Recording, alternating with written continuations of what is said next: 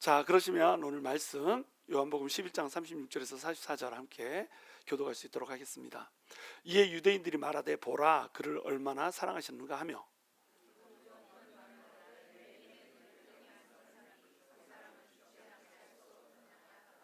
이에 예수께서 다시 속으로 비통히 여기시며 무덤에 가시니 무덤이 굴이라 돌로 막았거늘 예수께서 이르시되 돌을 옮겨 놓으라 하시니 그 죽은 자의 누이 마르다가 이르되 주여 죽은 지가 나흘이 되었음에 벌써 냄새가 나나이다.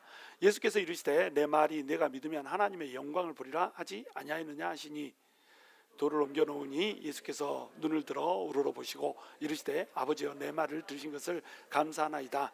항상 내 말을 들으시는 줄을 내가 알았나이다. 그러나 이 말씀하는 것은 둘러선 무리를 위함이니 곧 아버지께서 나를 보내신 것을 그들로 믿게 하려 함이니이다. 이 말씀을 하시고 큰 소리로 나사로야 나오라 부르시니 다 함께 읽습니다. 죽은 자가 수족을 메고 동인채로 나오는데 그 얼굴은 수건에 쌓였더라. 예수께서 이르시되 풀어놓아 다니게 하라 하시니라. 아멘. 우리 옆에 분들하고 인사하시죠. 자유를 마음껏 누립시다. 자, 다시 한번 인사하시죠. 우리 주님이 이미 풀어놓으셨습니다. 자, 풀어놓아 다니게 하라라고 하는 제목으로 요한복음 말씀 나누기 원합니다. 요한복음 11장은 나사로의 소생 사건을 다루고 있습니다. 나사로의 소생 사건을 통해서 예수님께서 하시고자 하는 말씀은 뭐냐면 믿음을 갖는 자는 하나님의 영광을 볼 거라고 하는 거예요. 그러니까 요한복음 11장은 사실은 나사로의 소생 사건이 등장하고 있고 나사로의 소생 사건을 위해서 진짜로 새로운 성전을 수전절에 이 말씀을 하셨잖아요. 그러니까 새로운 성전이 어떤 것인가를 이렇게 보여주시는 이런 장면이란 말이에요. 그러면서 그 새로운 성전에서 요구하는 것이 있는데 그게 뭐냐면 바로 믿음이라는 겁니다.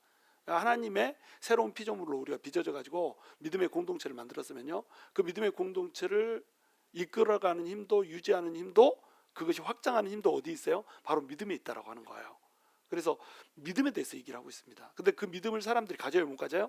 그 믿음을 사람들이 가지고 있지 못한 거예요. 마르다도 믿음을 가지고 있는 것처럼 보였지만 사실은 믿음이 없었음을 밑으로 가면 오늘 증명이 될 겁니다. 자, 그래서 그 믿음 없는 사람들에 대해서 예수님이 안타까워하면서 믿음을 갖기를 요구하시는, 그리고 그 믿음을 갖게 하기 위해서 하나님께서 나사로를 소생시켜주는 그런 장면으로 이어지고 있다, 이렇게 보시면 되겠어요. 그러면 오늘 이제 본문에 보시면 어떤 사람이 등장을 하겠어요? 예수님을 죽어도 못 믿는 사람들이 등장을 하는 겁니다. 그렇게 예수님이 보여주고 또 들려주고 나타내 보여주셨음에도 불구하고 예수를 믿지 못한다. 그래서 능력이 나타나지 않고 그래서 영광을 보지 못한다. 그 얘기를 이제 안타까움으로 하고 계시는 예수님을 볼 수 있어요. 36절 보십시오. 이에 유대인들이 말하되 보라 그를 얼마나 사랑하셨는가 하며 이렇게 돼 있어요. 자, 이 장면 바로 위가 뭡니까? 35절에 예수께서 눈물을 흘리시더라. 예수님께서 비통해 하시고 또 불쌍히 여기시면서 눈물을 흘리시는 장면이 나옵니다. 예수님이 비통히 여기시다, 이 말이 무슨 뜻이라고 그랬어요? 콧김을 내신다, 이런 얘기라고 그랬죠. 예수님이 화가 몹시 났다는 겁니다. 또 불쌍히 여기신다, 이 말도 헬라어 원어로 하면 속이 부글부글 끓었다, 이런 의미가 되는 거예요. 물론 불쌍해서 속이 부글부글 끓지만 불쌍한 것이 누가 불쌍했을까요? 나사로가 죽었으니까 나사로도 불쌍하고 나사로의 누이들이 울고 있으니까 나사로의 누이들도 불쌍하고, 이렇게 생각하면 1편만 보는 거라는 겁니다. 물론 그들도 불쌍하죠. 근데 누가 불쌍해요? 이 죽음에 매여서 사망에 매여서 헤어나지 못하는 인간들이 불쌍한 겁니다. 그러니까 예수님께서 화를 내셨던 이유도 불쌍해 하셨던 이유도 뭐냐면 이 인간들이 죄와 사망에 묶여 있다는 거예요. 죄와 사망에 묶여 있는데 그것을 풀어주려고 진리를 알지니 너희가 진리를 알라 진리가 너희를 자유케 하리라, 이렇게 얘기했잖아요. 진리를 알지니 진리가 너희를 자유케 하리라, 진리가 너희를 자유케 하리라, 이렇게 해놓고 예수님이 오셨단 말이에요. 그러면 예수님이 어떻게 하시는 분입니까? 자유케 하시는 분이란 말이에요. 예수님 안에 있으면 자유를 누릴 수 있고요, 예수님 안에 있으면 죄와 사망의 그 권세로부터 벗어날 수가 있단 말이죠. 근데 예수님이 와서 지상을 돌아다니고 계십니다. 하나님 스스로가 오셔가지고 인간 중에 임마누엘의 하나님으로 거하시면서 그들 가운데 역사하고 계세요. 그리고 내가 하나님이다라고 하는 사실을 수도 없이 보여주고 계십니다. 그리고 말씀을 통해서 내가 하나님일 수밖에 없는 이유를 계속 설명해 주십니다. 나는 뭐 빛이다, 나는 생명의 떡이다, 뭐 내가 생수의 근원이다 얘기하시면서 계속 우리 예수님이 자기 자신이 이 땅에 인간의 육신을 입고 온 하나님이라고 하는 사실을 계속 나타내 보여주는 거예요. 그럼에도 불구하고 사람들이 그것을 눈으로 보고 귀로 듣고 체험했음에도 불구하고 온전히 믿지를 못하는 겁니다. 그러니까 예수님께서 그 온전히 믿지 못하는 그 백성들을 보면서 가슴 아파하는 거예요. 첫 번째는 이 죄를 틈타고 사망으로 옥죄고 있는 마귀에 대한 분노였고요. 거기에 예수님이 나타나서 그들을 자유롭게 해주고자 하는데, 자유롭게 하려면 뭘 가져야 돼요? 믿음을 가져야 되는 겁니다. 예수님을 믿어야지 자유로워질 수 있는데 예수님을 믿지 못하고 그냥 여전히 죄와 사망의 그늘에 앉아있는 그들을 보면서 우리 예수님께서 안타까워하셨다는 거예요. 또 비통해 하셨다는 겁니다. 화가 나셨다는 거예요. 그래서 콧김을 씩씩 불면서 막 이 눈물을 흘리는 그런 장면. 그런데 이 사람들, 유대인들은 지금 뭐라고 하면서 예수님에 대해서 얘기하고 있어요? 보라, 그를 얼마나 사랑하셨는가. 물론 나사로를 사랑했죠. 근데 여러분, 예수님이 나사로를 사랑하는데 나사로가 죽었으니까 울었겠어요? 아이고, 내 사랑하는 나사로가 죽어버렸구나, 가슴 아파 죽겠네, 이러고 우셨을까요? 그렇지 않다고요. 제가 방금 설명드렸듯이 나사로의 죽음은 인류 전체의 죽음을 상징하는 겁니다. 그 죽음 앞에서 묶여있는 자들을 보면서, 그리고 예수님이 오셨음에도 불구하고 헤어나오지 못하는 그들을 위해서, 믿음이 없으므로 헤어나지를 못하는 그들을 보면서 가슴 아파서 이제 울고 계신단 말이에요. 근데 그들은 자기들 수준에서 예수님을 평가를 하고 있습니다. 자기들이 어떻게 생각하고 있어요? 아이, 나사로가 불쌍하다, 나랑 친했던 나사로가 죽었다, 아이고 가슴 아프다, 이러고 울고 있으니까 예수님도 그렇게 울고 있는 걸로 착각을 한단 말이에요. 근데 예수님이 불과 몇 분 후에 어떤 일을 하실 겁니까? 나사로를 살리실 거잖아요. 뭐 한 5분 후면은 나사로를 살릴 겁니다. 그럼 5분 후에 살아날 나사로를 슬퍼하면서 예수님이 아이고 슬프다 이렇게 5분 동안 울다가 눈물 뚝 그치고 나사로야 나오너라 이렇게 했을까요? 그렇게 했지 않았다는 거예요. 나사로가 불쌍해서 운 게 아니라는 겁니다. 우리가 사망에 묶여있는 거, 인류의 현실 때문에 운 거예요. 그것도 분노하면서 이제 운 거라는 거죠. 근데 유대인들은 자기들이 슬퍼서 울고, 그리고 그 슬픈 상황을 자기들이 반전시킬 수 있는 아무런 능력이 없으니까 울고 그러는 거잖아요. 우리가 뭐 우리 사랑하는 사람을 잃었어요. 사랑하는 사람이 죽었습니다. 먼저 부모님이 가거나 뭐 자녀가 가거나 아내가 먼저 가거나 막 이렇게 하면 우리 어떻게 합니까? 울죠. 왜 울죠? 그 죽음으로부터 그 사람을 불러올 수 없기 때문에 우는 거예요. 그 사람이 만약에 죽었다, 근데 내가 다시 살릴 수 있어, 일어나라, 딱 그러면 이렇게 누워있다가 뻘딱 일어난다. 물론 이제 남편이 죽으면 그렇게 할 아내가 별로 많진 않지만 그 유명한 얘기 모르세요? 할머니가 막 이렇게 남편이 죽었다고 임종 예배를 드려달라고 했는데 목사님 와가지고, 목사님 능력이 있었나 봐요. 그래가지고 임종을 딱 했는데 거기다 대고 기도를 해버린 겁니다. 그래가지고 그 할아버지가 살아나 버렸어. 그랬더니 할머니가 그 다음 판에 죽었을 때는 안 불렀어. 왜 안 불렀게요? 또 살아나 버릴 줄 알고. 유머입니다. 유머. 진짜로 있었던 일 아니에요. 하여튼 어찌됐건 뭔 얘기하다 이렇게 옆길로 새버렸죠. 일부 때는 안 했었는데 지금 살짝 더워서 사람들이 약간 이렇게 감기려고, 그래서 제가 이렇게 웃긴 얘기를 했어요. 하여튼간 우리 주님께서 이 사람을 사랑해서 가슴 아프니까 운 게 아니란 말이에요. 근데 이 사람들은 자기 수준으로 생각을 하는 겁니다. 내 수준에 맞춰서 내가 살릴 수 없으니까, 그래서 슬퍼하는 거, 그 수준으로 우리 예수님을 바라버린다는 거예요. 여러분, 예수님은 우리 수준의 사람이 아닙니다. 사람으로 오셨지만, 인간의 모습으로 오셨지만 예수님은 우리 수준이 아니세요. 그리고 예수님이 하나님의 그 하나님 되심을 회복하셨을 때, 온전한 하나님 되심을 100% 회복하셨을 때, 그때 우리 예수님은 또한 우리 수준의 분이 아니신 거예요. 예수님은 인간으로 오셨을 때도 100% 하나님이셨고 100% 인간이셨거든요. 완전한 인간이고 완전한 하나님이셨단 말이에요. 그것을 이제 어려운 말로 인성과 신성을 같이 갖췄다 이렇게 얘기하는데, 우리 예수님은 인간으로 오셨을 때도, 심지어는 인간으로 오셨을 때도 우리 수준의 분이 아니었어요. 근데 우리 수준으로 예수님을 평가를 해버린 겁니다. 그러니까 좋은 마음으로 예수님에 대해서 아우 나사로를 사랑해서 이렇게 우시네 이렇게 얘기해도 그것은 예수님을 어떻게 한 거예요? 제한을 해버리게 된 겁니다. 우리가 하나님의 능력을 맛볼 수 없는 이유, 하나님의 역사가 더디 일어나는 이유, 뭐 때문에 그래요? 하나님을 제한해버립니다. 우리 성령님 우리 안에 있잖아요. 우리 안에 살아서 역사하고 계시고 우리 안에 내주하고 계신단 말이죠. 근데 이 성령님을 우리 어떻게 해버립니까? 제한을 해버립니다. 어떤 수준으로요? 내 수준으로 제한을 해버려요. 그래가지고 우리가 뭐 하나님께 나와서 기도할 때도 기도에 나와서 열심히 막 기도합니다. 주여 막 주여 삼창하고 기도하죠. 기도할 때 어떻게 기도합니까? 이거 이루고 싶은 이게 있어요? 이게 있으면 어떻게 기도해요? 주님, 이 사람의 마음을 감동시켜 가지고 이렇게 되게 해주십시오. 주님, 이번에 내가 이걸 시험을 합격하고 그 다음 단계를 밟아서 이렇게 되고 이렇게 돼서 이렇게 돼가지고 이렇게 되면 이것이 이루어져서 내가 크게 주님을 섬기겠습니다. 이렇게 기도하잖아요. 디자인을 누가 했어요? 내가 디자인했습니다.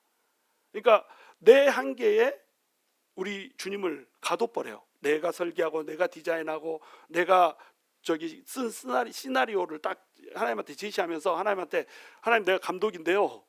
자, 연출을 내가 이렇게 할 테니까 이렇게 주님은 그냥 해주시면 됩니다. 각본 주고 각본대로 우리 하나님이 해주시길 바래요. 그것이 잘못된 기도라는 겁니다. 기도는 그렇게 하는 게 아닙니다. 기도는 하나님의 쓴 각본에 내가 들어가는 거예요. 근데 많은 사람들이 각본을 내가 써놓고 하나님을 움직이려고 하니까 하나님 움직여요? 감독이 하나님인데 그 배우가 가가지고 서가지고 레디 큐! 딱 이러면 감독이 움직입니까? 영화 찍는데 감독이 레디 큐 하면은 이 캐스팅된 사람들이 움직이게 될 거 아니에요. 우리가 캐스팅된 배우들이니까요. 하나님이 연출을 하고 하나님이 각본을 쓰고 하나님의 방식대로 일하거든요. 근데 우리는 항상 어떻게 해요? 우리 안에다 가둬버린단 말이에요. 우리가 시나리오를 쓰고 우리 안에 이렇게 해주시면 하나님이 살아계신 걸 내가 알겠습니다. 이렇게 해주라고 요청했는데 하나님이 안 움직이시면 하나님이 없는 것 같은 거 막 이런 것이 뭐 때문에 그렇다는 거예요? 내가 내 인생을 경영하려고 한단 말이에요. 그러면 큰일 납니다. 여러분, 내가 내 인생을 디자인한다, 내 미래를 내가 설계한다. 여러분 멋지게 설계할 수 있어요? 제가 제 미래를 설계했으면 저는 지금 뭐 하고 있냐면 대학 교수하고 있었을 겁니다. 내 꿈대로 잘 이루어졌으면. 그리고 예수 믿지 않는 대학 교수 돼 있을 거예요. 뭐 막 펀드 따오고 그랜트 따오고 막 이러려고 아주 막 술 먹고 로비하고 막 이러면서 또 펀드가 안 따지면 스트레스 쌓이니까 이제 월요일 날은 원래 마시고 화요일 날은 화나서 마시고 수요일 날은 술술 들어가니까 마시고 막 목요일 날은 목말라서 마시고 막 이렇게 하다가 가난 걸려서 죽어버렸을 거예요. 내가 목사로 여기 안 앉아 있을 겁니다. 저는 목사를 하겠다는 생각 자체가 없었어요. 근데 하나님이 설계를 하시고 하나님이 디자인해가지고 그냥 일이 확 몰아쳐버렸지 않습니까? 그래가지고 내가 이 인류 전체에서 제일 행복한 사람으로 지금 살고 있잖아요. 여러분 모르시죠? 내가 이 인류에서 내가 제일 행복한 사람이다. 그렇게 살고 있습니다. 왜요?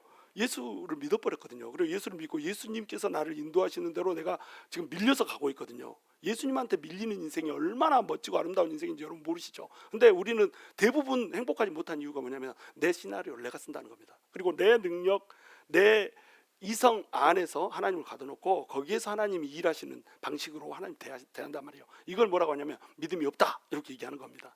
자, 37절 더한 사람이 이제 등장합니다. 그중 어떤 이는 말하되 맹인의 눈을 뜨게 한 이 사람이 그 사람은 죽지 않게 할 수 없었더냐 하더라. 이제 예수님을 조롱하고 있습니다.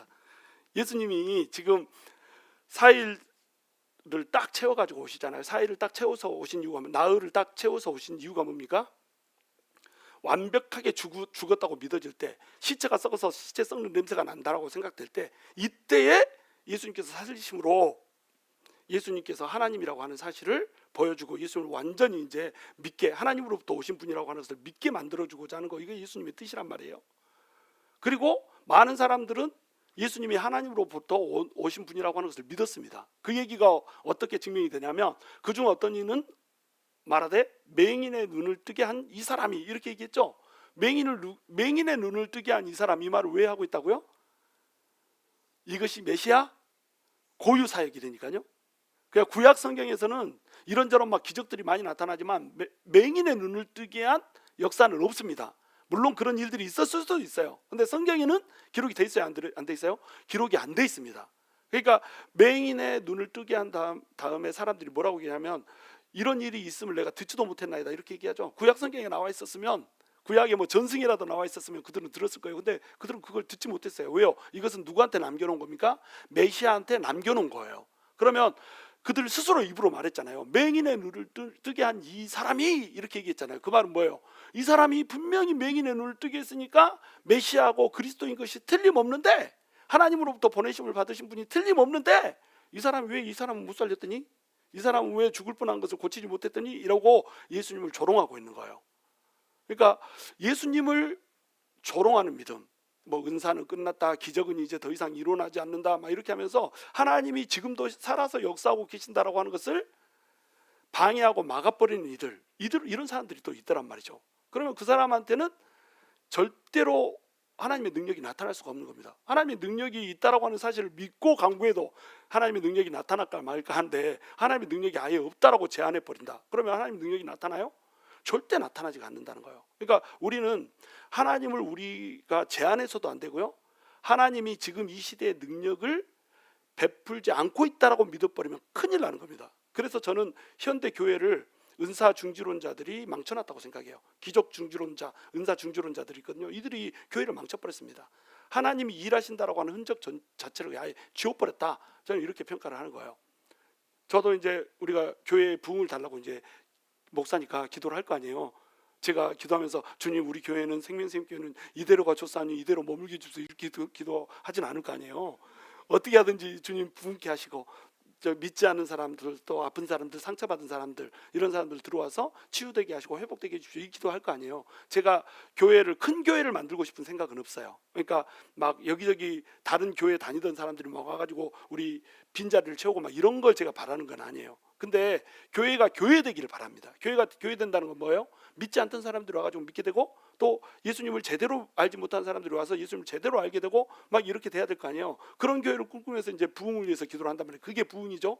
교회 성장이 아니라 부흥입니다. 교회 성장은 뭐예요? 교회 성도 수가 늘어나는 겁니다. 교회 성도 수가 늘어나는 게 믿지 않는 사람들이 교회에 들어와서 교회가 성장하는 게 아니고, 믿는 사람들이 많이 들어왔다, 그 말은 무슨 뜻이에요? 다른 교회 사이즈는 줄고 있다, 이런 뜻이 되는 겁니다. 우리 성도가 갑자기 1000명이 돼버렸어. 그러면 어디선가 다른 교회에서는 1000명이 빠졌다, 이런 소리가 되는 거예요. 그러니까 교회 성장은 그 자체로 바람직하지 못합니다. 무슨 얘기인지 이해가 되시죠? 부흥이 바람직한 거예요. 교회 성장이 바람직한 것이 아니고 진짜 부흥이 있어야 되는 겁니다. 부흥이라고 하는 것은 뭐냐면, 영혼들이, 믿지 않는 영혼들이 와서 예수님을 만나고, 예수님을 깊이 알지 못하는 사람들이 와서 예수님을 깊이 하는 거, 이게 진짜 부흥이거든요. 제가 꿈꾸는 교회는 바로 그런 교회입니다. 그래서 그렇게 막 기도를 하잖아요. 그러면 하나님이 뭐라고 말씀을 하시게요? 그래서 보내주면 준비는 됐고, 이렇게 말씀을 하신다는 거예요. 보내주면 잘 돌볼 수 있냐는 걸 물으십니다. 우리는 보내주면 잘 돌볼 수 있는 준비가 안타깝지만 덜 돼 있습니다. 이걸 현실을 우리는 정확히 볼 수 있는 눈이 있어야 돼요. 그래야 우리가 성장할 수 있습니다. 우리는 뭐 성도님들을 폄하하는 게 아니고 저부터 너무 약해요. 그러니까 이 믿지 않는 영혼들 오고, 뭐 어떤 능력을, 정말로 하나님의 은혜를 필요하는 자들이 오고 이랬을 때 그 사람들이 이곳이 정말로 살 곳이고, 이곳이 정말로 생명의 물이 흐르는 곳이나, 이것이 느껴질 수 있게 교회가 돼야 되거든요. 그렇게 하려면 목사부터 살아서 통통 튀어야 되는 겁니다. 목사부터 숨결이 쉬어져야 돼요. 막 숨결이 흘러야 돼요. 하나님의 호흡이 막 넘쳐 흘러야 돼요. 그리고 성도들도 어때요? 목사 혼자 하는 게 아니잖아요. 성도들도 이 안 믿는 영혼 한 사람이 오면은 이 사람을 어떻게 하면 예수를 믿게 만들까? 예수를 잘 깊이 모르는 사람이 한 사람이 오면 어떻게 하면 이 사람이 예수님을 깨닫게 할까? 이래가지고 내 온 시간과 정성을 다 쏟아부어서 그 사람을 케어하고 돌보고 이렇게 해야 되거든요. 24시간이 부족하게 돌아쳐야 됩니다. 24시간 7일 연중 무휴로 한 영혼을 위해서 우리를 갈아서 넣는 이런 시도가 목사와 성도들 사이에서 풍성하게 벌어지지 않으면, 영혼들을 보내줘도 왔다가 떠난다. 머물러 있어도 그 사람은 박제 크리스찬이 된다. 이거는 저주거든요. 사람들이 바뀌어야 되는 겁니다. 우리도 바뀌어야 되고요. 바뀐 우리 때문에 밖에서 들어오는 사람들도 변화가 있어야 돼요. 변화가 없는 교회는 죽은 교회다, 이렇게 볼 수 있는 거예요. 이 변화 있는 교회가 되려면 어떻게 해야 돼요? 주님의 능력이 제한되면 안 돼요. 주님의 능력이 마음껏 펼쳐져야 되고요. 주님의 능력이 펼쳐질 때 그것을 조롱하고 우습게 여기는 사람이 있으면 안 되는 겁니다. 물론 그런 사람들이 있을 수는 있지만, 그런 사람들이 이 기류를 이루게 되면 안 된다는 거예요. 우리 교회는 하나님이 역사하시고 사람들이 변화되며 또 능력이 나타나는 것이 일반 상식인 교회, 일상인 교회가 돼야 되는 거예요. 기적이 상식이 되고 기적이 일상인 교회가 돼야 정말로 하나님의 나라를 감당할 수 있다는 거죠. 38절 함께 읽습니다. 시작. 예수께서 다시 속으로 비통히 여기시며 무덤에 가시니 무덤이 굴이라 돌로 막았거늘 예수께서 이르시되 돌을 옮겨 놓으라 하시니 그 죽은 자의 누이 마르다가 이르되 주여 죽은 자가 나으리 되었음에 벌써 냄새가 나나이다. 자, 마르다를 봐보세요. 마르다는 믿음이 굉장히 좋아 보였습니다. 그렇죠? 믿음이 굉장히 좋아 보였음에도 불구하고 지금 현재 어때요? 자기의 불신으로 예수님의 앞길을 가로막고 있어요. 예수님은 지금 나사로를 살리려고 하고 있지 않습니까? 그래서 돌문을 열어라. 그래서 내가 나사로를 살리겠다 이렇게 하고 있는데 벌써 죽어서 나흘이 지나가지고 썩어서 시체 냄새가 진동을 하나이다. 문 열지 마소서 이렇게 얘기를 하고 있다는 거예요. 자, 어때요? 마르다는 분명히 예수님에 대해서 뭐라고 증거를 했습니까? 예수님은 그리스도시고 다시 오실 하나님의 아들이다. 이 세상에 다시 오실, 이 세상에 오실 하나님의 아들이다. 이렇게 고백을 했단 말이에요. 베드로가 했던 고백보다 어떻게 보면 더 멋진 고백을 했습니다. 그러니까 믿음이 있어 보였어요. 내가 나를 믿는 자는 죽어도 다시 살겠고 또 살아서 믿는 자는 영원히 살 것이다 라고 하는 예수님의 말씀을 줄 때 주여 내가 믿나이다. 네가 믿느냐 하나님의 영광을 보리라. 그러니까 주여 내가 믿나이다. 막 믿는다고 자랑스럽게 대답했던 사람이에요. 근데 막상 뚜껑을 열어보니까 어때요? 믿음이 없다. 그러니 우리 예수님이 어때요? 자, 이 38절에 보시면 마르다를 만나기 전에, 마르다가 이 말을 하기 전에 우리 주님이 비통히 여기시며 무덤에 갔다고 그랬죠? 비통히 여기셨다는 게 뭐예요? 아까도 얘기했듯이 콧구멍이 벌렁거렸다니까요. 코로 콧김을 불어서 이렇게 했다는 겁니다. 이렇게 화를 내서 가셨다는 거예요. 왜 분노를 하셨을까요? 왜 화가 났을까요? 사람들이 믿음이 없다. 믿음이 없이는 하나님을 기쁘시게 하지 못하나니 이렇게 돼 있죠. 히브리서 우리 11장을 하고 있잖아요. 히브리서 11장하고 또 요한복음 11장이 이렇게 만났습니다. 히브리서 11장은 뭐라고 그랬죠? 믿음장이라고 그랬잖아요. 또 히브리서 11장을 뭐라고 얘기합니까? 명예의 전당이라고 얘기합니다. 명예의 전당이라고 얘기해 놓고 그 명예의 전당에 이렇게 올려져 있는 사람들을 17명을 쫙 나열을 해놔요. 왜 명예의 전당이 됐어요? 그들은 왜 명예의 전당에 17명의 사람들이 올라가 있습니까? 믿음 때문에 그랬어요. 그 사람들은 믿음을 가졌습니다. 그 믿음으로 하나님으로부터 의롭다함을 받게 된 사람이에요. 그러니까 구약 시대에도 신약 시대에도 하나님께서 보시고자 하고 하나님께서 구원하시고자 하는 것은 바로 믿음을 통해서였어요. 믿음이 없으면 하나님을 기쁘게 할 수가 없습니다. 그래서 하나님께서 11장 7절에서 뭐라고 얘기합니까? 12장 6절에서 믿음이 없이는 하나님을 기쁘시게 하지 못하나니 이렇게 얘기해요. 믿음이 없으면 하나님을 기쁘게 할 수가 없습니다. 그리고 여기서는 뭐라고 얘기합니까? 네가 믿느냐 하면 믿느냐 하나님의 영광을 보리라 이렇게 말씀하십니다. 믿음이 하나님을 기쁘시게 하고 믿음이 하나님을 기쁘시게 하니까 그 능력으로 나타나고 믿음이 능력을 나타내니까 믿음이 영광을 나타내게 되고 이렇게 하는 거예요. 믿어야 하나님의 영광을 보게 되는 거예요. 근데 이 하나님의 영광을 주려고 예수님이 육신이 돼가지고 이 땅 가운데 왔다. 근데 사람들이 믿어요? 못 믿어요? 못 믿어요. 그러니까는 너무너무 막 분노가 일어나는 겁니다. 이걸 왜 이렇게 믿지를 못하나? 믿으면 하나님을 기쁘게 한데 못 믿으면 하나님을 어떻게 한다고요? 화나게 한다니까요. 왜 못 믿으면 하나님을 화나게 할까요? 믿지 못하는, 신뢰하지 못하는 그것이 왜 하나님을 화나게 할까요? 하나님의 가치를 인정하지 못하기 때문에 그렇다는 겁니다. 하나님의 능력도 인정하지 못하고 하나님의 사랑도 인정하지 못하니까 하나님이 우리를 고쳐줄 수 있는 능력도 있고 우리를 고쳐줄 수 있는 사랑도 있다라고 하는 것을 인정을 하지 못하니까 그것이 불신앙이 되고 그 불신앙이 뭘 만들어요? 부정함을 만든다는 거예요. 이게 그 광야에서 돌던 사람들이 두려워하고 떨고 막 이렇게 하면서 불순종하잖아요. 그 불순종이 뭐 때문에 일어났어요? 불신앙 때문에 일어났습니다. 그러니까 하나님이 노여워했잖아요. 불신앙 때문에 불순종하고 불순종하니까 하나님 노여했단 말이에요. 그것이 하나님입니다. 믿음을 바라보는 하나님의 눈이에요. 근데 믿으면 어때요? 하나님을 기쁘시게 하죠. 하나님이 기쁘니까 어때죠? 하나님이 일을 하시죠. 하나님이 일을 하시면서 하나님의 영광이 드러나죠. 그러면 믿음이 더 강해지죠. 믿음이 강해지니까 그 다음에는 더 큰 능력이 나타나죠. 더 큰 능력이 나타나면 더 큰 영광이 되죠. 이게 믿음의 선순환이에요. 그러니까 믿음을 가져야 된다라고 하는 거죠. 근데 이 사람들이 다 믿음을 갖지 못한 거예요. 자, 비통히 여기시면 무덤에 가셔서 무덤이 굴이라 돌로 막았거늘. 여러분이 제가 주보에도 실어 들었지만은 유대인의 그 문화를 잘 알면은 이 말씀들을 이해하기가 되게 쉬워요. 이스라엘 지방에는요 자연적으로 생겨난 굴들이 많습니다. 그러면 이 굴을 이제 무덤으로 삼는 거예요. 그런데 그런 굴이 없다, 자연적으로 생겨난 굴이 없다 그러면 어떻게 해야 되겠어요? 무덤을 파야 되는 겁니다. 땅에다 무덤을 파는 게 아니고 이게 바위에다가 무덤을 파가지고 거기에 이렇게 비게 만든 다음에 거기에다가 사람을 안치를 하는 거예요.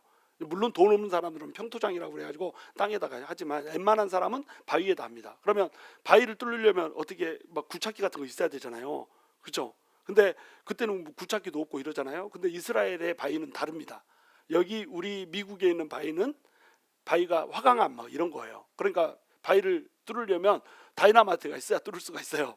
근데 이스라엘에 있는 땅의 바위들은 뭐예요? 사암입니다. 사암.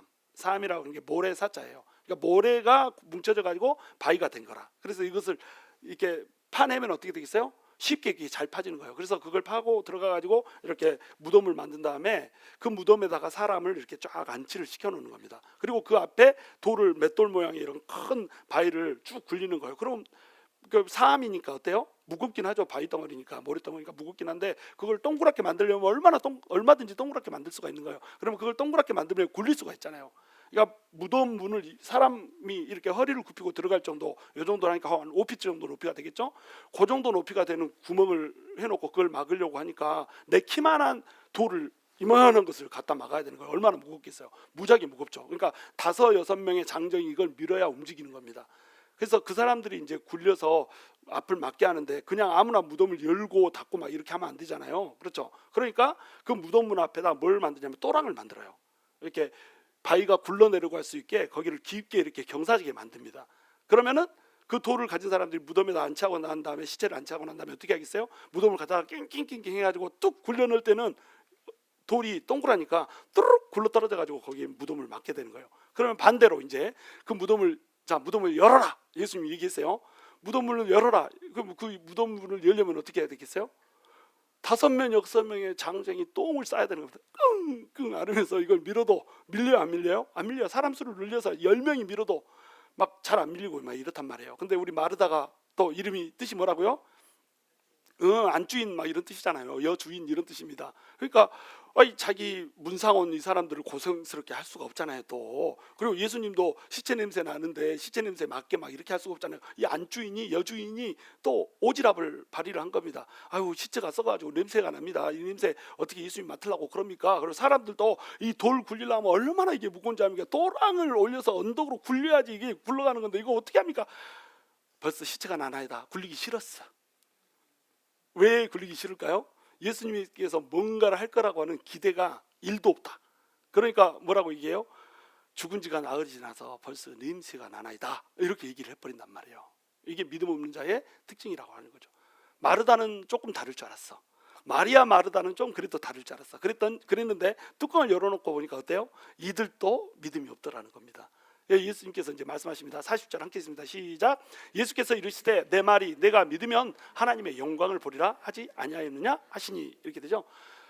자, 예수님께서 말씀하십니다. 네가 믿으면 하나님의 영광을 본다고 말했잖니. 믿어야 하나님의 영광을 보는 겁니다.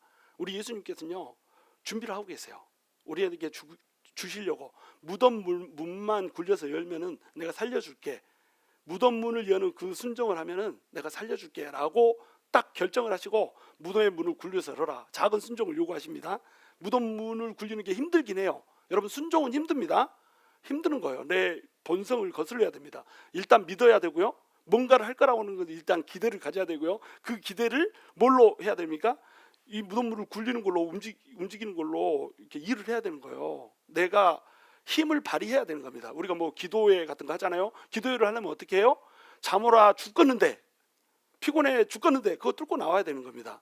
예배도 예배 주일날 나오는 거 말고는 그런 다른 것은 이제 못 나오는 이유가 뭐예요? 너무 피곤해.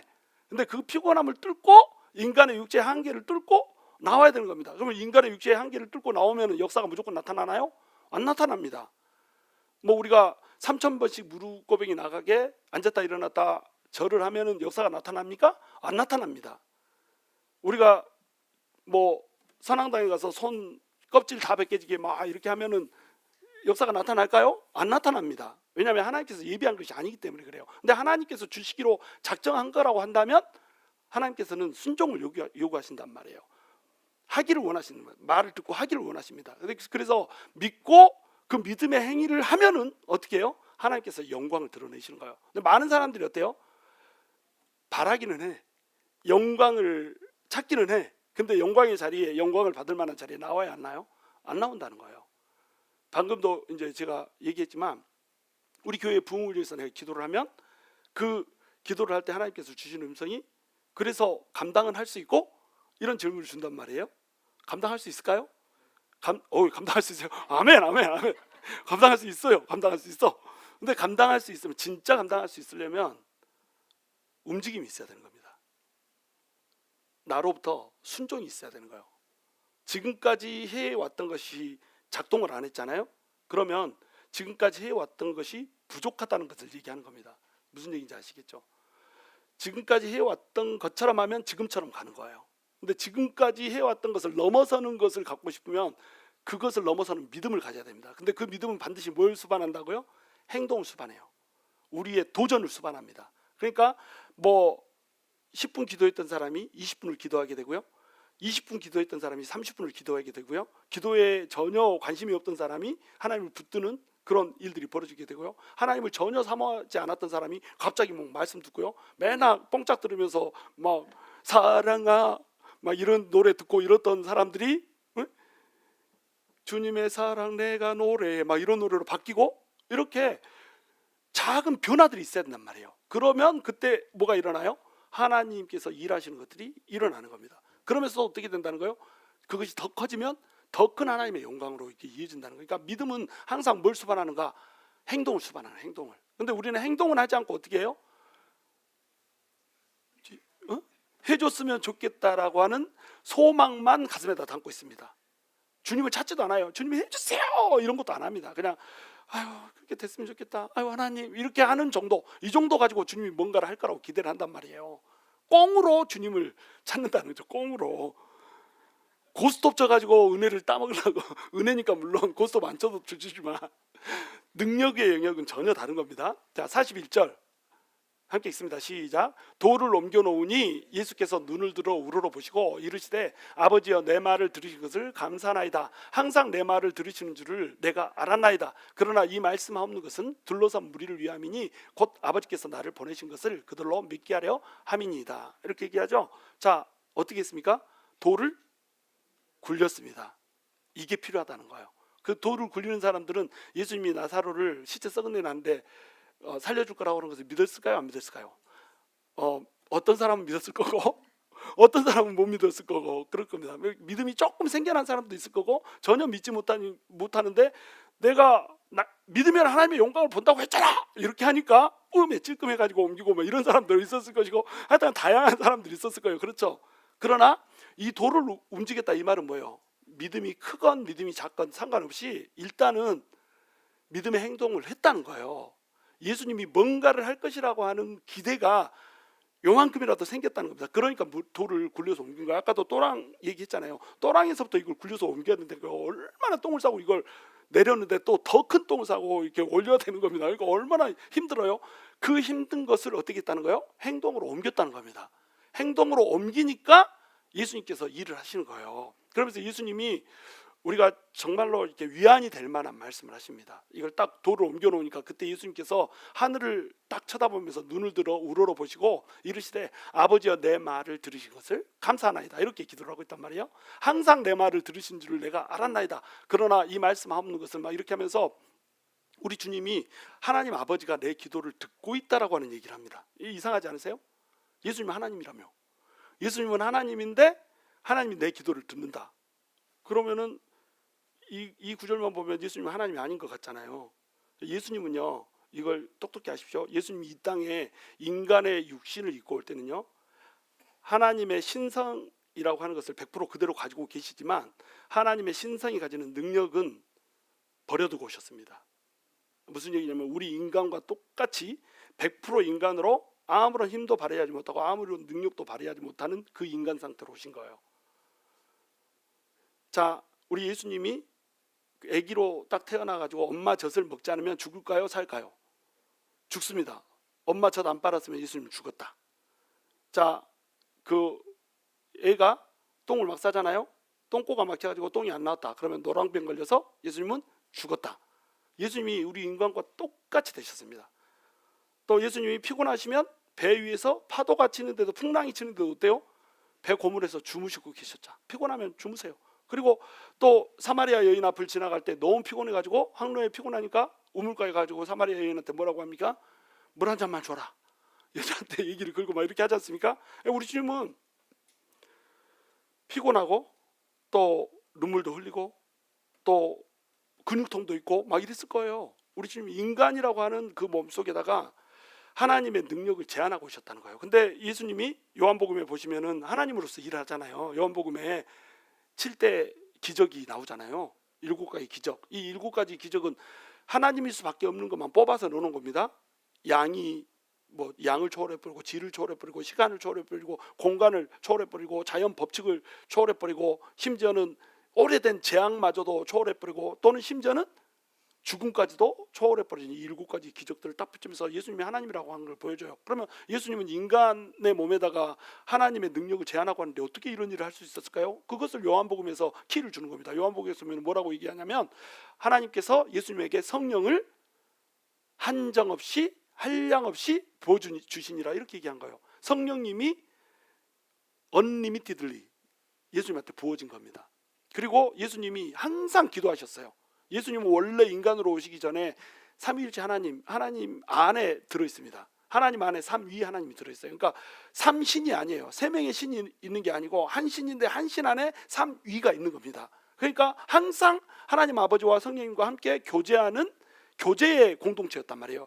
예수님 자체가 공동체였습니다. 하나님 자체가 공동체였어요. 그분이 육신을 입고 딱 이 땅에 내려오시면서 분리가 된 거잖아요. 그러면서 예수님이 인간의 제약을 입고 오는 순간에 어떤 게 벌어지냐면 하나님 아버지와 교제가 끊길 수도 있다는 상황에 돌입하게 됩니다. 그래서 예수님이 마지막에 그 십자가에 못 박혀서 돌아가시기 전에 뭐라고 얘기하십니까? 다섯 번째 말씀. 엘리엘리 아바아바가 아니고 엘리엘리 라마 사박다니 이렇게 얘기하잖아요. 하나님이 왜 나를 버리셨나이까? 하나님과의 절대적인 단절. 인간의 육신을 입고 왔기 때문에 단절이 될 수가 있는 거예요. 하나님 그 자체로만 있을 때는 단절이 일어날 수가 없습니다. 왜냐하면 하나님 안에 하나님이 있다. 삼위가 있다. 교제고 공동체예요. 하나님 자체가. 그런데 인간으로 분리되면서 교제하지 않고 한순간이라도 하나님으로부터 떨어지면 인간의 나약함과 인간의 그 부정함을 예수님도 가질 수 있는 가능성을 가지고 계신 거예요. 이해가 되시나요? 이 상태에서 예수님은 단 한순간도 하나님과의 교제의 끈을 놓지를 않았습니다. 이것이 예수님의 능력이었고 파워였어요. 예수님이 신성을 그대로 신성의 능력을 유지할 수 있었던 비결, 그것은 뭐냐면 하나님 아버지와의 교제였어요. 그것을 오늘 본문이 얘기해 주고 있는 겁니다. 예수님은요 새벽 미명에 어떻게 하셨어요? 새벽 미명에 기도하셨습니다. 예수님 또 어떻게 했어요? 밤에 기도하셨습니다. 예수님 또 어떻게 하셨어요? 사람들이 막 찾아와서 고쳐주세요 막 인기를 막 구가할 때 예수님 당신만이 우리를 고칠 수 있고 당신만이 치유할 수 있다. 사람들이 구름처럼 몰려왔습니다. 근데 예수님이 어떻게 합니까? 그 사람들 다 제쳐두고 산으로 혼자 올라가 버립니다. 그래가지고 한적한 곳에 가서 예수님이 기도했다고 나와요. 예수님이 어떻게 하셨다고요? 한적한 곳에서 하나님과 교제하는 시간, 그 시간을 빼먹질 않았습니다. 그러니까 예수님의 첫 번째 프라이어리티는 뭐였냐면 하나님과의 교제였어요. 근데 이 하나님과의 교제를 함으로써 하나님은 100% 인간이지만 100% 하나님의 능력을 그대로 고스란히 나타내고 유지할 수 있었다. 그러면서 예수님께서 자 아버지여 내 말을 들으신 것을 감사하나이다 이렇게 기도하고 있잖아요. 이 기도를 왜 하셨을까요? 우리를 보고 하는 겁니다. 우리를 보고. 우리도 이런 기도를 드릴 수가 있어야 돼요. 우리 능력이 제한이 되는 이유, 우리가 아직도 묶여서 사는 이유, 그 이유는 뭐냐면 하나님과의 교제가 너무 미미해요. 이게 관계의 끈이라고 하는 게 있잖아요. 왜? 하나님과 우리가 관계가 이제 형성이 됐잖아요. 그러면 관계 속에서 관계가 하나님과 대면하지만 우리가 하나님의 아들일 수 있잖아요. 그렇죠? 여러분 중에서도 아버지하고 관계가 대면한 사람 있어요, 없어요? 많죠. 나 아버지하고 관계 대면했어요. 아버지를 내가 아버지라고 부른 적이 있던가? 아버지라고 부른 기억이 없어. 내가 어려서 아버지 돌아가셨지만 관계가 별로 안 좋았습니다. 그래도 우리 아버지는 너가 아버지 아니고 내 아버지요. 우리 아버지요. 그렇죠? 똑같아요. 우리도 하나님을 볼 때 하나님 아버지, 내 아버지 이렇게 얘기하지만요. 관계가 대면 하면은요. 그냥 이렇게 친한 아버지는 아니야. 아버지가 나한테 무엇이든지 내가 얘기하면 들어주는 그런 아버지는 아니야. 그렇죠? 어제도 어떤 분 만나서 얘기하는데 그분이 그래요. 남편한테 돈을 보내주러 가면 안 보내준대. 근데 딸내미가 아빠 돈 보내줘 그러면은 바로 보내준대. 이건 뭐예요? 자식과 부모의 사이입니다. 자식과 부모의 관계는 부모하고 자녀하고 부모의 관계가 딱 깊잖아요. 그러면 요청하는 것은 아버지가 다 들어줘. 무슨 얘기인지 아시겠죠? 우리 기도가 들어지지 않는 이유, 대면대면하다. 별로 안 친해. 친하게 하나님과 늘 교제를 해야 되는 거예요. 아침으로 저녁으로 한가할 때 바쁠 때 틈이 날 때 틈이 나지 않을 때 항상 하나님과 교제하고 있어야 돼요. 능력이 거기서 나오는 거예요. 자, 42절 항상 내 말을 들으시는 줄 내가 알았나이다. 항상 들었어요. 왜? 항상 교제했거든요. 항상 하나님과 하나됨이었거든요. 그러나 이 말씀 없는 것은 둘러선 무리를 위함이니 곧 아버지께서 나를 보내신 것을 그들로 믿게 하려 함이니라. 자, 이 하나님의 백성들이 하나님 예수 그리스도가 하나님으로부터 보내심을 받았다라고 하는 것을 믿는다라고 하는 사실, 예수님한테 유익이 될 게 있어요? 이거 믿으나 안 믿으나 예수님이 뭐 유익될 게 있습니까? 아무것도 없어요. 그런데 예수님은 이 땅에 왜 오셨습니까? 사람들을 예수님을 믿기 위해서 하나님과 교제하게 하려고 예수님이 오신 거잖아요. 그러니까 예수님의 바람은 뭐냐면 모든 예수를 믿는 사람들이 또는 하나님을 인정하는 사람들이 예수를 통하여서 하나님과 깊이 밀접하게 관계를 맺고 하나님의 능력을 이 땅에서 받아 누리면서 하나님의 영광을 이 땅에서 체험하면서 사는 거, 그것이 예수님의 꿈이었어요. 그러니까 예수님께서 기도를 한 겁니다. 뭐라고 기도했을까요? 나사로가 다시 살아나는 기적을 베풀어 달라고 기도한 겁니다. 여기 보시면 내 기도를 들었다고 얘기하잖아요. 뭔 기도였을까요? 나사로가 다시 살아나는 기적, 이 기적을 통하여서 내가 하나님으로부터 왔다는 사실을 믿고 사람들이 하나님한테 완벽하게 들러붙을 수 있게 이렇게 해주세요. 이 기도를 한 거예요. 그리고 아버지는 어땠습니까? 이 기도가 이미 하나님의 계획 속에 들어있는 거였기 때문에 당연히 듣죠. 하나님의 영광을 위한 기도였기 때문에 당연히 듣는 겁니다. 그리고 그 기도를 듣고 나사로를 살리기로 결정을 한 거예요. 좀 여러분 예수님 보면서 어떤 생각 드십니까? 우리도 할 수 있다는 거예요. 예수님이 신의 능력을 인간의 육신으로 오는 순간에 내려놓고 오셨다니까요. 왕의 형체, 하나님의 형체를 내려놓고 종의 형체, 인간의 형체로 와버렸다니까요. 그 말 속에 무슨 뜻이 있어요? 하나님의 신성한 능력을 하늘에 놓고 내려오셨다는 겁니다. 그런데 하나님과 교제를 함으로써 놓고 내려온 그 하나님의 능력이 온통 다 예수님한테 채워줌으로 말미암아서 100% 인간이면서도 100% 하나님으로서 일을 해버렸다는 거예요. 왜 그렇게 하셨냐? 왜 예수님은 그렇게 하셨던가? 우리에게 모델을 주고 싶은 겁니다. 우리도 그렇게 될 수가 있다라고 하는 거예요. 우리는 완전한 인간이죠. 100% 인간이죠. 우리는. 그것도 예수님하고는 달리 우리가 죽을 인간이죠. 그런데 하나님과 교제할 수 있는 길을 열려고 예수님이 우리를 대신해서 죽어줘 버렸다는 거예요. 그래서 우리의 죄가 예수님의 피로 씻겨져 버렸습니다. 그러면서 우리는 하나님의 자녀가 된 거예요. 그러니까 우리한테도 뭐가 생겼어요? 하나님과 교제하고 싶으면 언제든지 교제할 수 있는 교제권이 생겨버린 겁니다. 이것을 우리가 안 해요.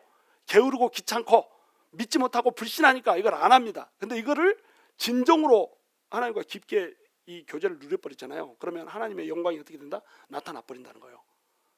자, 43절 함께 읽습니다. 시작. 이 말씀을 하시고 큰 소리로 나사로야 나오라 부르시니, 자, 하나님께서 보여주실 걸 다 보여주셨습니다. 그리고 명령하십니다. 지금 나흘째 돼가지고 썩은 내가 풀풀 납니다. 썩은 내가 난다는 건 나사로가 원래 썩는 냄새가 나는 사람이란 게 아니에요. 시체는 다 썩었다는 겁니다.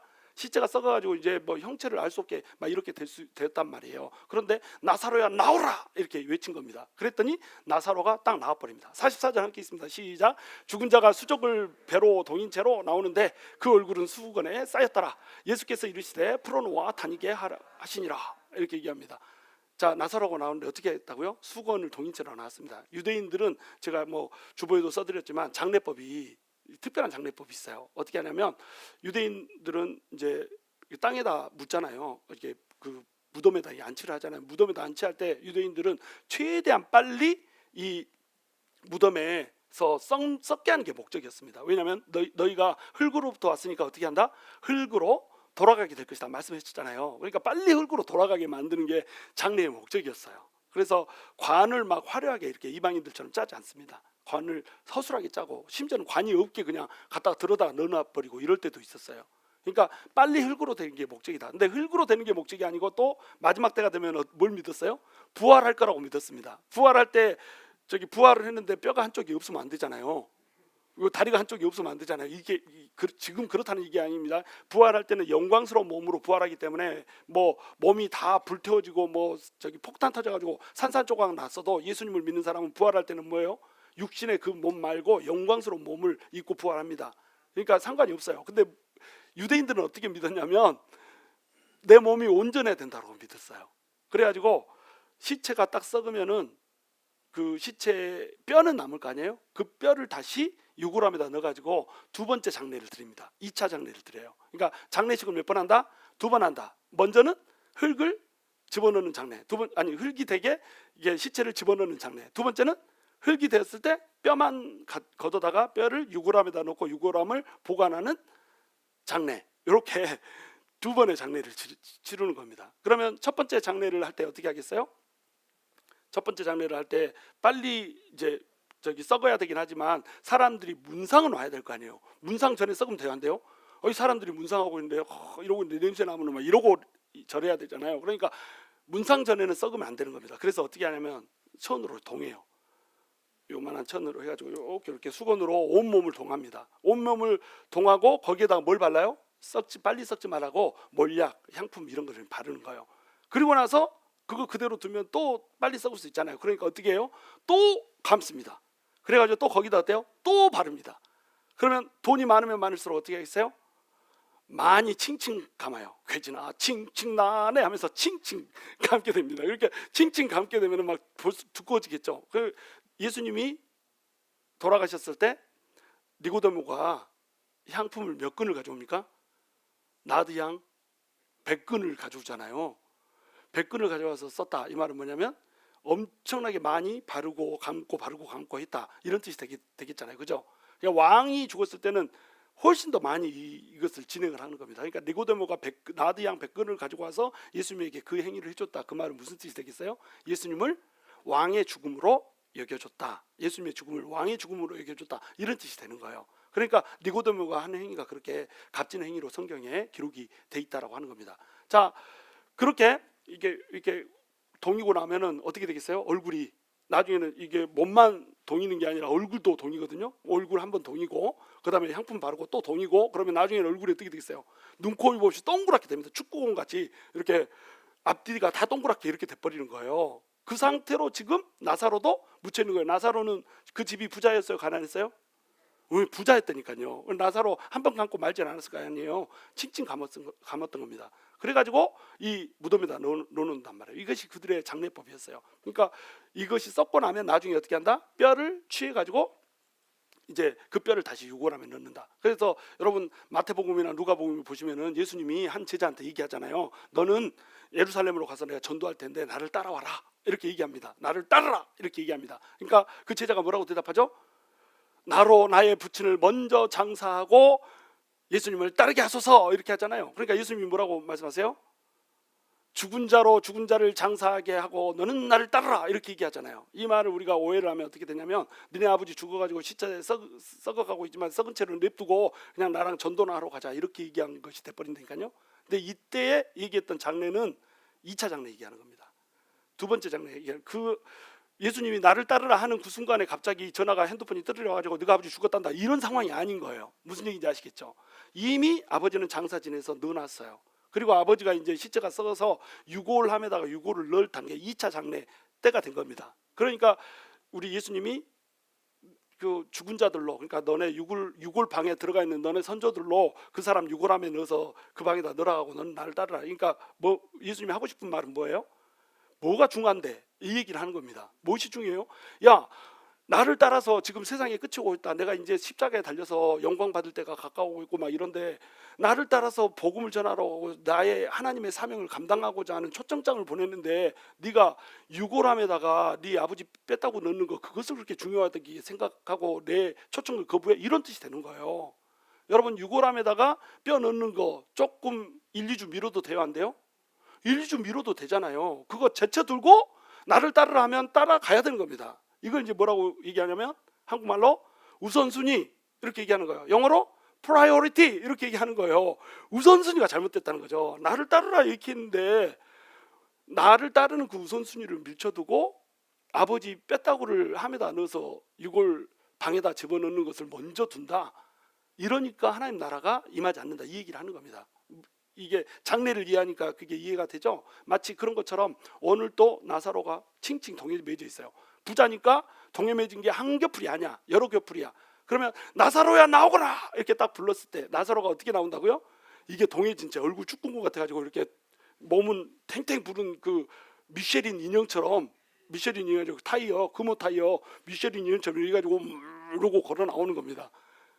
자, 이 걸어 나오는 나사로를 향해서 예수님이 뭐라고 하냐면 프로노와 다니게 하라 이렇게 얘기한단 말이에요. 그러면 이 그림 속에 하나님께서 전하고자 하는 메시지가 있습니다. 예수님께서 진짜로 주고자 하는 메시지가 있어요. 그 메시지가 뭐냐면 우리는 전부 다 나사로처럼 죽은 존재라는 거예요.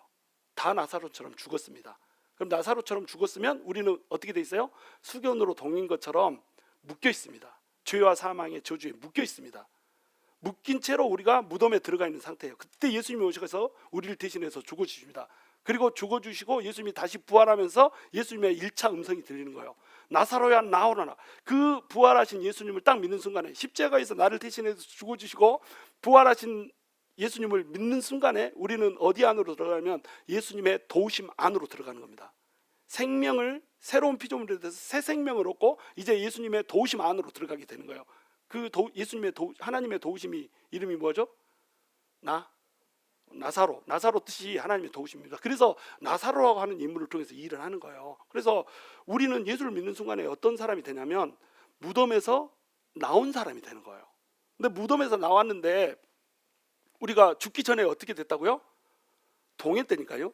죄와 사망의 묶임으로 우리를 동해버렸어. 그러니까 마귀가 묶어놓는 그 죄의 정죄와 우리 뭐 열등의식과 또는 교만함과 더러움과 연약함 이런 것들로 질병이며 뭐 우리가 극복할 수 없는 수많은 문제들로, 관계의 문제며 뭐 신분의 문제며 수많은 문제들로 우리를 동여놔 버렸습니다.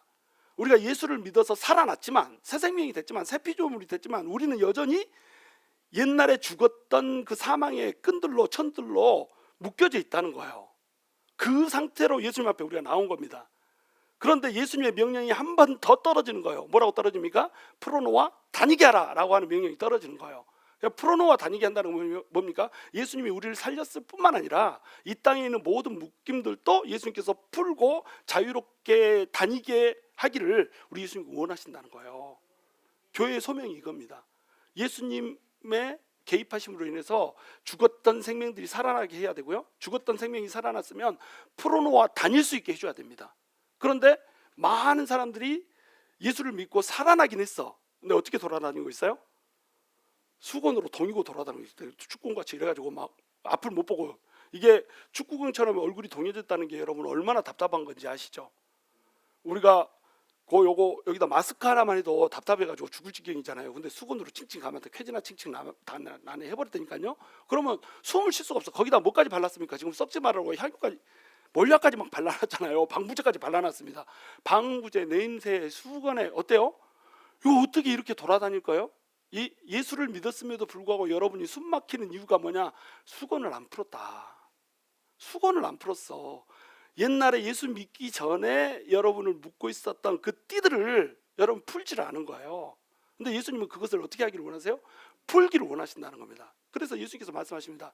프로노와 다니게 하라. 여러분 그 띠를 풀어야 될 거 아니에요? 우리 주님은 그 띠를 풀기를 원하십니다. 완벽하게 풀고 자유롭게 다니기를 원하세요. 근데 그것을 풀게 하는 능력이 어디에 있다고요? 하나님과의 교제에 있다는 겁니다. 하나님한테로 달려나와야 된다는 겁니다. 예수 그리스도한테로 달려나와야 된다는 겁니다. 예수님이 명령하실 때 거기에 응해야 된다라고 하는 거예요. 나사로야 나오라 할 때 일어나서 우리가 예수 믿고 나왔다라고 한다면 프로노와 다니게 하라, 그 풀어주시는 예수님의 손길에 우리를 온전히 맡길 수가 있어야 돼요. 여러분 오늘 이후로 이 말씀이 여러분에 닿았다면 이전처럼 살지 마십시오. 이전처럼 사시면 지금처럼 여러분 살게 될 겁니다. 근데 정말로 주님 안에서 풀어놓아 다니게 되는 그런 은혜를 누리고 살고 싶다라고 한다면 여러분 이전처럼 살아서는 안 돼요. 하나님으로부터 오지 않은 모든 것들 다 끊어내야 됩니다. 나한테 영적으로 유익이 되지 않고 하나님의 나라에 유익이 되지 않고 하나님의 영광에 누리는데 유익이 되지 않는 모든 것들을 끊어내야 됩니다. 끊지 않고 새로 시작할 수 없어요. 끊는 게 뭐냐면 푸는 거거든요. 여러분을 묶고 있는 수건들을 풀어내야 돼요. 그러니까 하나님 앞에 가까이 나가지 못하는 그 모든 수건들을 풀어내야 되고요. 하나님한테 프라이어리티를 두지 못하는 모든 수건들을 풀어내야 되고요. 그 다음에 나를 묶고 있는 질병으로부터 해결되고 싶으면 하나님한테 나가서 이 수건 주님 풀어주십시오. 칭칭 동여매고 있는 이 수건 풀어주십시오. 관계에서 묶여있다면 이 관계 주님 이 수건을 동여매고 있는 이 수건을 풀어주십시오. 하나님한테 달려나와야 될 거 아니에요. 투자가 있어야, 움직이는 믿음의 행동이 있어야 하나님의 영광이 있을 거 아니에요. 네가 믿느냐 하나님의 영광을 보리라. 믿음은 뭐라는 거예요? 믿음은 행동이라는 겁니다. 주님 믿습니다. 이건 믿음 아니에요. 믿고 믿음에 따르는 행동을 해야 그게 믿음이죠. 아까 무덤문을 굴리는, 똥 싸면서 굴리는 그 행동이 있어야지 변화가 있는 겁니다. 아무 행동하지 않고 나는 믿는데요? 이러면 하나님 뭘 보고 역사하는 거예요? 적어도 하나님을 찾는 열심 정도는 있어야 될 거 아니에요. 그렇죠?